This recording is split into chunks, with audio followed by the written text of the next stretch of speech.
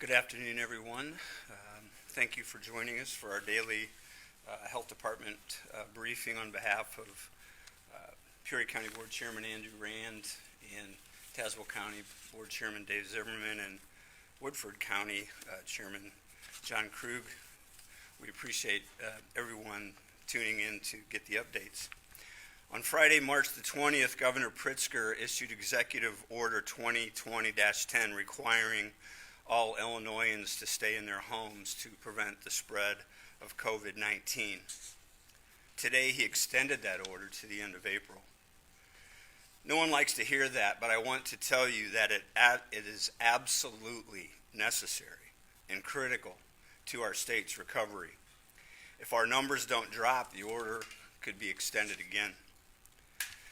This is a required measure of all residents to do what they can to attempt to keep the spread of this virus at bay. We've already seen numbers rise in our country, and we once again ask that every single resident do what they can. Let there be no mistake. People will die in Peoria because of COVID-19. Not a scare tactic, it's the truth. It's very serious. To reiterate the governor's order, you may leave your home for essential services, or if you are an essential employee, you may go outside briefly for a light walk or exercise. And the order prohibits things like visiting the homes of friends and holding gatherings of any size. A gathering is defined by the CDC as 10 people or more. With the appearance of warmer weather over the past few days, we've seen people who continue to ignore the governor's order. Our office has received calls of volleyball games, backyard parties, and more, which are all a violation of the order. Last week, the mayor of Chicago closed all the parks, beaches, and trails in Chicago when residents refused to follow the stay-at-home order. And we do not want to take such measures here. But we do want to repeat that it will take all of us to protect all of us. If you do go out for necessities, continue to use good sense. Maintain the 6-foot distance from shoppers and staff. Stay home if you're sick. Use curbside pickup or grocery delivery. And use sanitizing wipes on the carts if possible. Yesterday, IDPH sent out grocery store guidance, and I encourage stores and others to adapt all guidelines to protect your employees and shoppers. As the weather gets nicer, we know that it's tempting to want to go outside and do things together, but we're asking that you make choices that are good for the community and for each other. Keep those safe distances. We also know that positive cases continue to increase across our city and our state and the nation. We owe it to each other to be more vigilant. The quicker we adhere to the order, the better it will be for our community. So how do we do our part? If you see a gathering of people, you may call the non-emergency police department number, 673-4521. And again, the CDC defines a gathering as 10 or more. When practical, the Peoria Police Department will look into the call and remind the attendees of the executive order. If members of our Public Works, Community Development, Fire Department are on the streets and see gatherings, they will approach people and thoughtfully remind them of the order.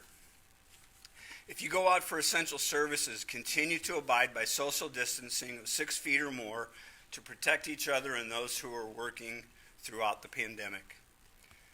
Parents, do you really want your children to play on community playground equipment that hasn't been sanitized?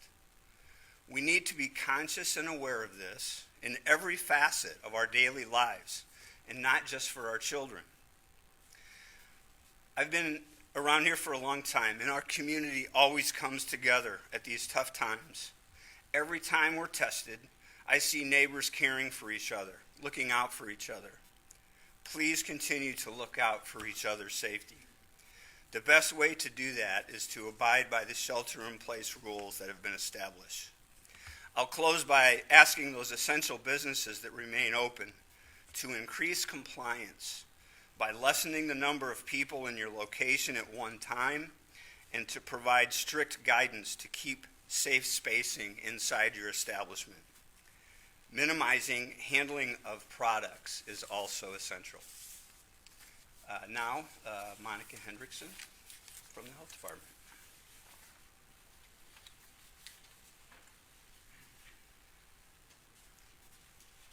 Thank you, Mayor Artis.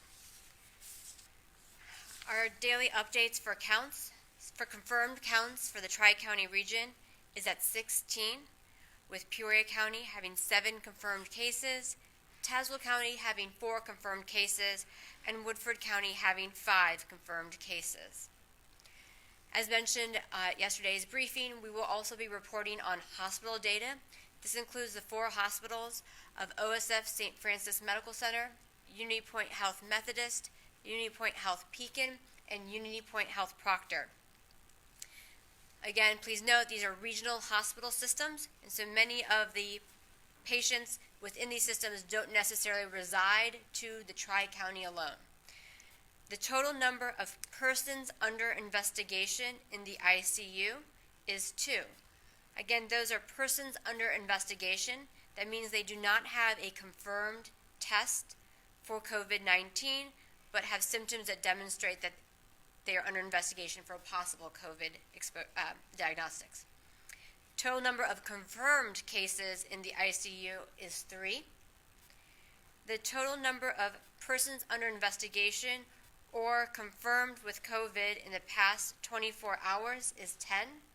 And the total number of specimens collected in the past 24 hours for both public and private labs is 15. The governor announced that we've seen an increase in cases at 937 in our state, with 54 counties out of 102 now reporting at least 1 resident that is positive. In addition, as the mayor mentioned, the executive order is now pushed further on into April 30th to continue that shelter or stay in place protocol. And again, do think of this as a medical intervention that is prescribed to the entire community. It is not a vaccine, it is not necessarily medication, but it is an intervention, and our compliance really will assist us in flattening that curve and decreasing that transmission rate so that we have the ability to get ahead of this and adequately prepare and control, especially for our most vulnerable populations. As the mayor mentioned, when you are going into providing these services or these essential services, making sure that you do consider what you're buying, how often you are buying, and limiting your exposure to yourselves as well as those essential service operators and employees that are working day in and day out to make sure that we are provided for. With this extension, there are going to be multiple issues that arise and other difficulties, and one such is for those our vulnerable need population that may be needing to get formula or diapers or other child care issues. So with that, I'd like to introduce Jeff Gress from Crinton Centers.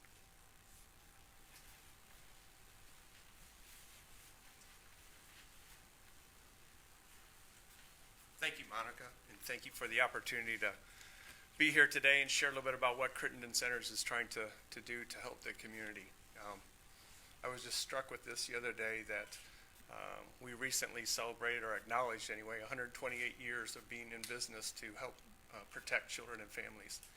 And we're not the same organization that we were when we started. Obviously, we've adapted to what the community needs are.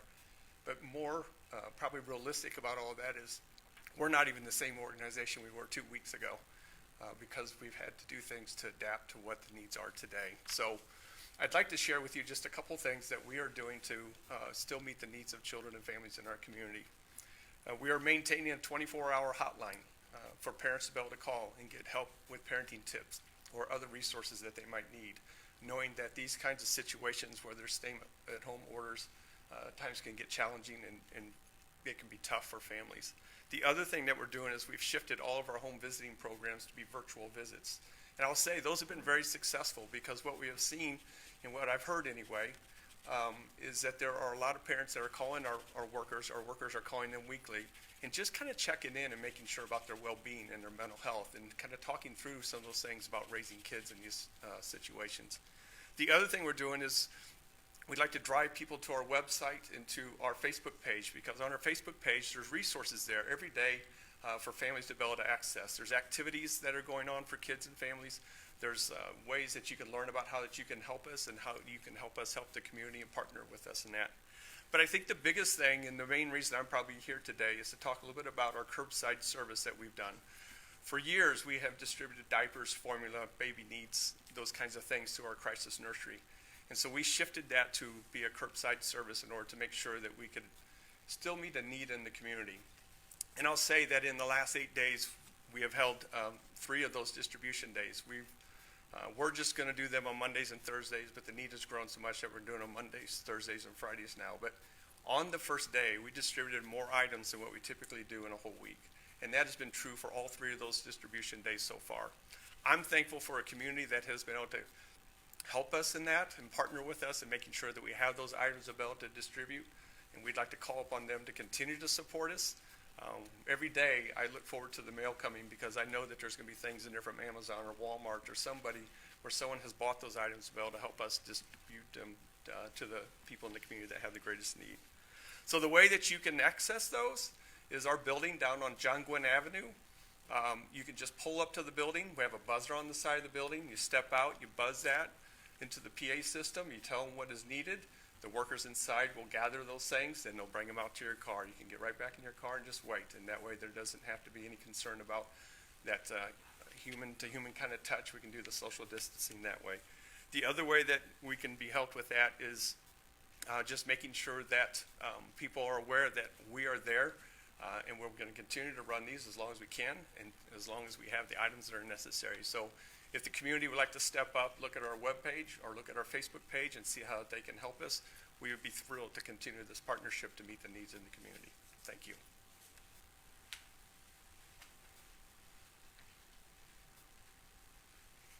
Thank you, Jeff.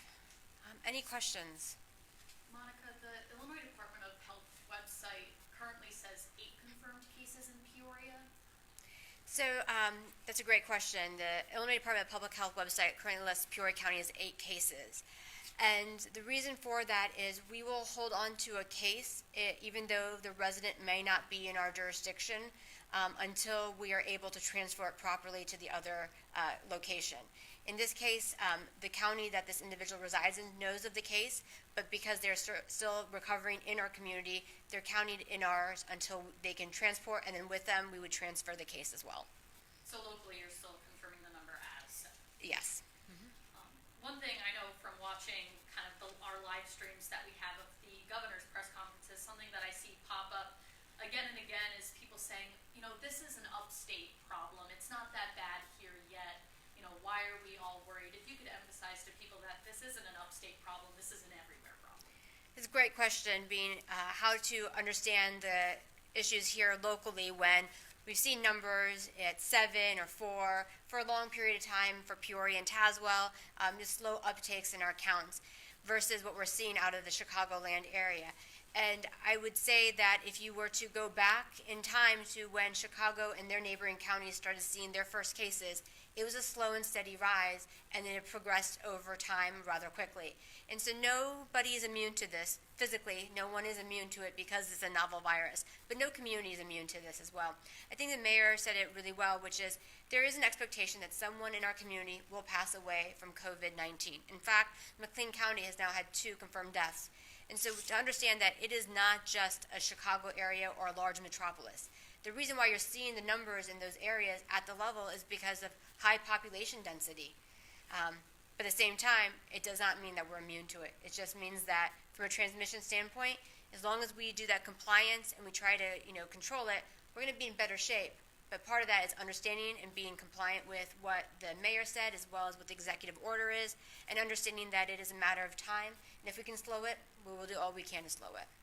And Monica, you know, or we all know that the stay-home order has been extended.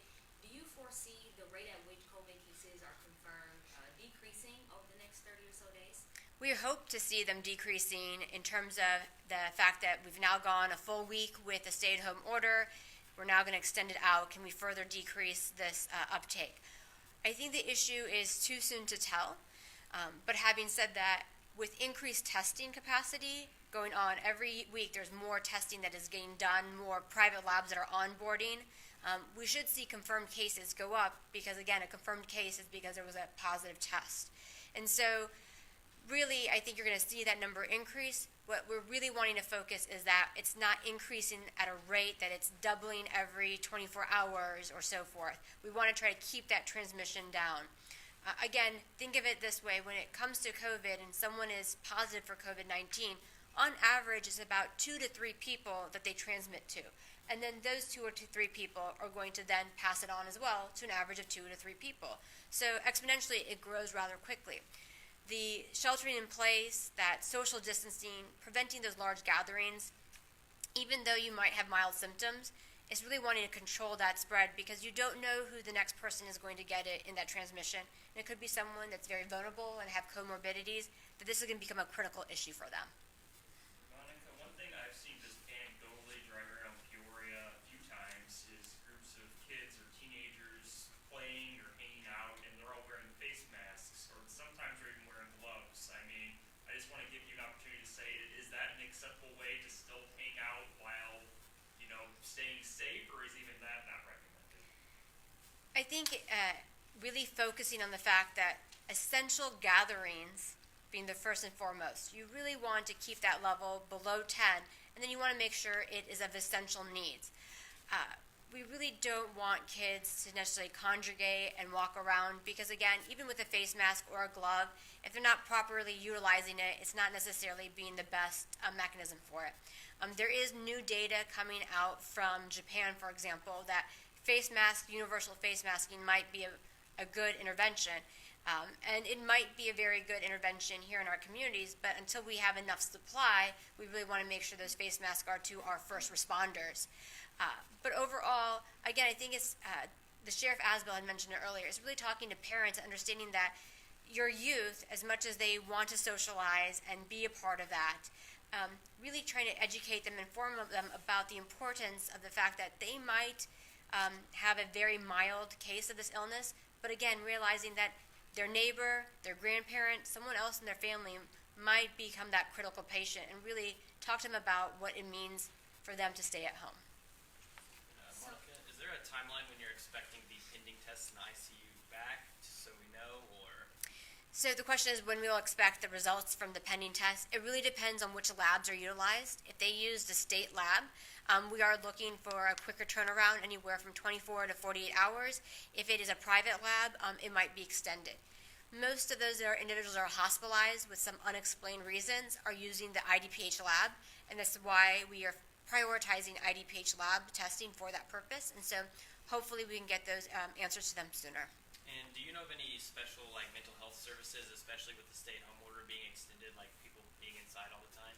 It's a great question whether or not we have some mental health services. And I think one of the great resources we have in our community is our 211 that's linking individuals with a variety of resources, including mental health. And Unity Place has been really spearheading, consolidating, organizing great information from a lot of community partners, whether it's their own Unity Place system, as well as Strive and Children's Home, all the agencies that provide some type of mental health or behavioral health aspects. And I would be remiss not to say that United Way has a great resilience program. They activated this after the Washington tornadoes to talk about building and kind of how we emotionally recover in a situation like this. And all of those are available through 211. And to circle back, I know you said gatherings, 10 or less than 10. Are you saying that if you gather and there are 9 people there, then that's perfectly fine? And you also said essential gatherings. What is an essential gathering? Everybody has a different perception of what essential could be. It could be kids getting together to do homework because that's important, and you need to pass classes, although they might be online, or a take-home packet. So what are you telling the community is essential, and are you telling the community ultimately that if it's less than 10 people, go ahead and gather as long as you're distancing? So in terms of gathering, the magic number, the number that's out there is 10. But even with the number 10, you want to understand whether or not it's the reason for gathering is provides an essential need. You mentioned homework. A lot of our schools are going to virtual, so part of that can be done virtually. So you don't essentially need to meet in person because it can be done through another mechanism. And so that's what we're talking about: essential meetings or programmings to make sure that you are providing a supportive role or that a mechanism that doesn't necessarily require people to meet, and knowing what's the result of that meeting. A great example is our healthcare community. If you go into the hospital, you're going to see more than 10 people in a large setting together, and that's because essential service that they provide, and that's their way of delivering that service. And so that's going to be a key reason for that essential service. What the mayor spoke about is guidances to grocery stores. Grocery stores are an essential service, and what they're trying to do is really put in mechanisms to prevent 10 people from grouping together. So one-way directional traffic in aisles, as well as having maybe somebody counting and monitoring how many people they're letting into a store, as well as even physical markers and reminders to keep people at social distance. And so what I mean by essential is, are you receiving an essential service from that, and is that the only mechanism that you're able to utilize effectively? Monica, we obviously talk every day about the number of confirmed cases. Do we have any information about those number of confirmed cases and if anyone is fully recovered yet? So the question being, of the confirmed cases, have any fully been recovered? The initial cases that we had are still providing some symptoms and are still being monitored. My understanding is that one of our first cases actually has cleared testing because, again, this was early when we were using testing to indicate. However, based on complications, they're still receiving medical care and understanding that this is a long recovery for them. And again, highlighting the fact that because it can be a long recovery for individuals that have those comorbidities, it is really important to follow that shelter in place, because it's not just someone getting sick and being hospitalized, but even afterwards, what does that mean for their entire health for the future? And so, again, really limiting ourselves as much as we can. I have a question for Mayor Arthur. Yeah, I have this right. Okay.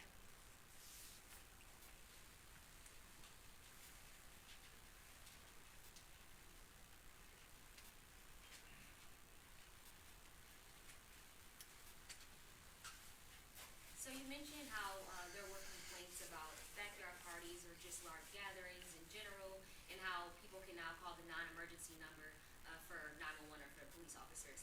So, and you also mentioned the mayor in Chicago and how they shut down beaches and parks, and I just want to know, what will it take for you to do something like that here in the city, if you were to do something like that? Does it take for things to get worse? What about being proactive? So our discussion today is being proactive. We're trying to put it out there for people to be conscious about the decisions that they're making. Some of the complaints we're getting are people that were in the community. They're just concerned. They don't want to see it spread anymore. So I think this is a first step at a kind of like telling your children that you're serious. Can't do that anymore. I don't mean to minimalize it to adults in the community, but we do need people to understand that this is very serious. And steps. If steps get to the point where they have to be taken, we'll take those steps. We also need to keep in mind that the Peoria Park District is their own entity. They have their own school board. They have their own powers that are granted to them.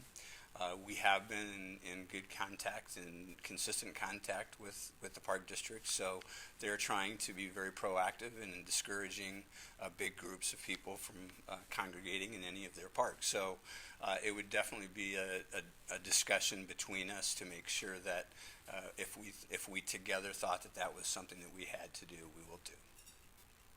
Mayor Artis, one of the unfortunate things that I know I've seen come from this is you look at Facebook Marketplace, and there are some people that have chosen to take this time where a lot of people are nervous and choosing to sell toiletry products such as toilet paper on those sites for obviously a price that is not reasonable. I guess kind of your word to the community of trying to find our humanity amongst times where it is challenging.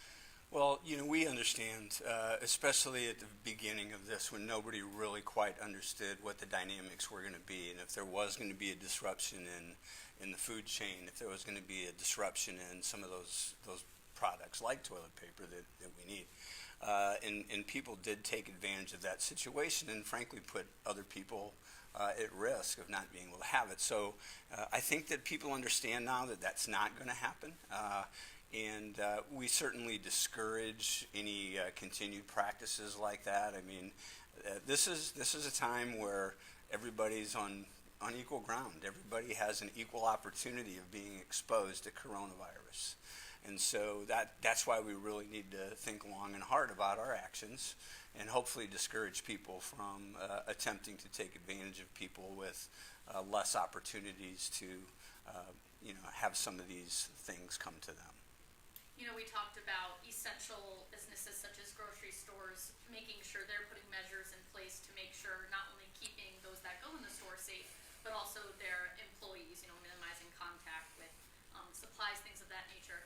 What steps are being taken at the Peoria City level in terms of essential departments to make sure that a similar thing could not occur?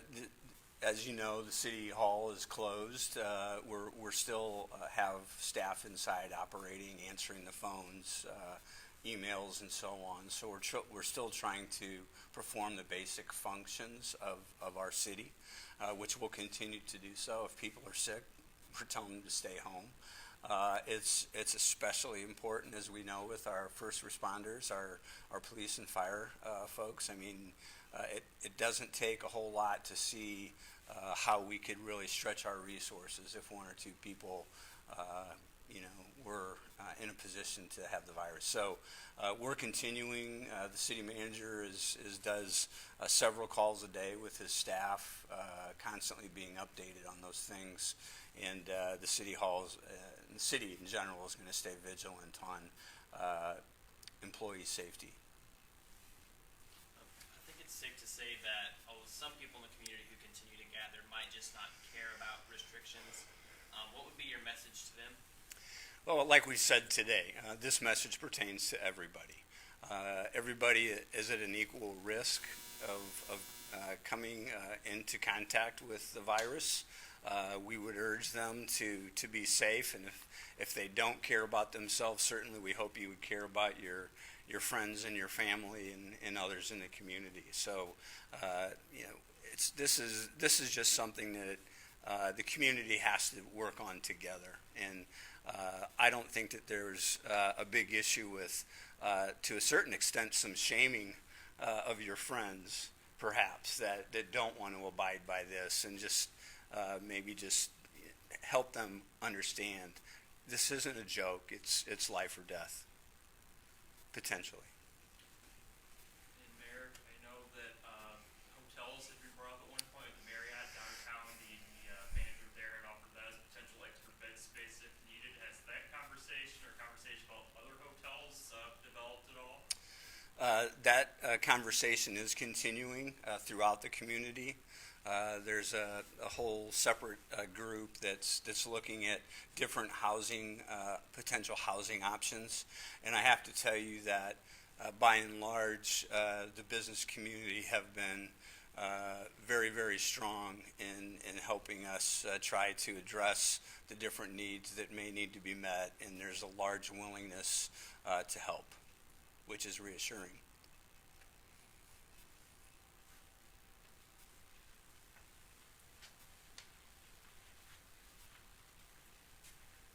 Are there any further questions? Just a quick clarification question for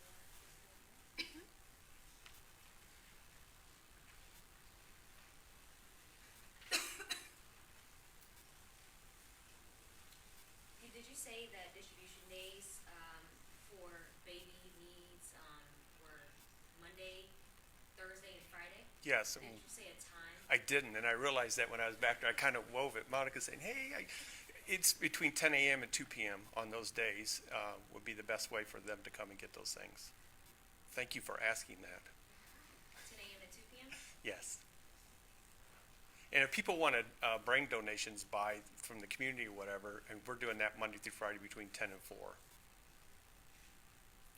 Anything else? I have one more question for you, Monica. So with other area people being in our hospitals, does our area people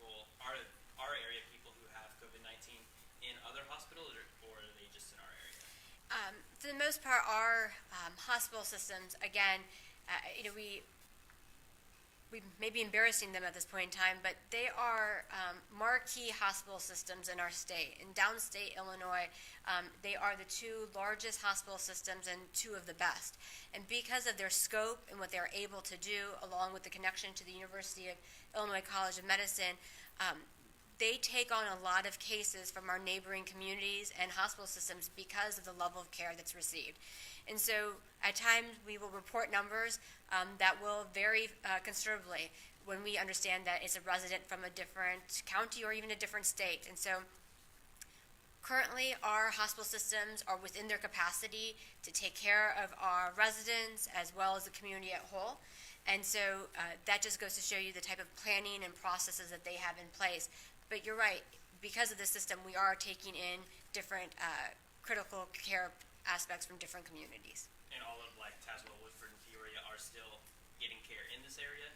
Either here or in the Bloomington area, as well as Hopedale is another hospital system involved. And so we do have a large hospital system within those counties, but again, our systems here locally in Peoria County, Unity Point Health and OSF St. Francis are just that higher level of care. So if a case comes to say Hopedale or Advocate Eureka, for instance, like I mean, where will those be counted? I mean, would those be counted in that total, or is that total specifically like the Unity Point Hospitals and OSF St. Francis? So the hospital data would be by hospital system. So they're reporting it by each system to the state. But the case itself would be based on the resident of that individual. So if I, for example, am from McLean County but are here in Peoria, that case would be reported as part of the McLean County's numbers, but that initial positive might be reported in the hospital data in either Unity Point Methodist or OSF St. Francis. Well, thank you all again. Tomorrow we will have another MC for this media briefing, and we'll see you again at 3:30. Thank you.